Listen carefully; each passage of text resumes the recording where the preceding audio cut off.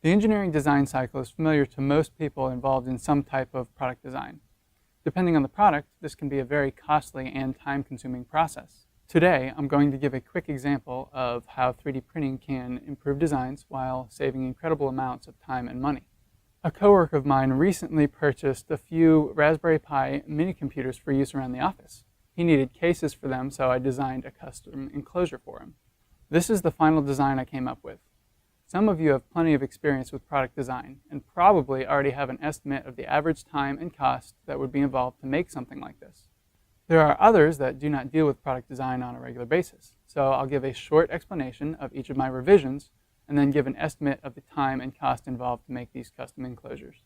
My coworker did not have the boards on hand yet, so I started with a CAD model of the board that was available online. I knew this would take a few revisions, so I concentrated on getting the general fit correct with a rough design. The boards came in right after printing my first revision. The pins didn't quite line up like they should have, and also they were designed to snap into place when the board was pressed down. The material I'm using wasn't the best for this, and the pins snapped off. Overall, everything else seemed to fit pretty good, so I moved on to my second revision. On the second revision, I redesigned the pins holding the board in place, inset the side for the connections and the micro SD card, and added pins and slots around the edges so the top snapped into the bottom.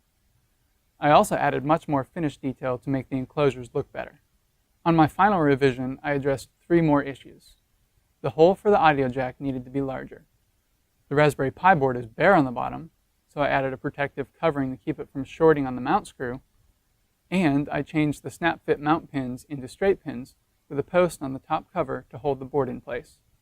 Total time spent on the design and the revisions was between 6 and 8 hours.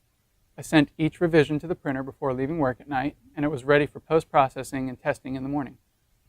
Material cost for each revision was less than $30. Compare this to traditional methods such as injection molding or casting, and I saved thousands of dollars as well as weeks or months of time perfecting my design.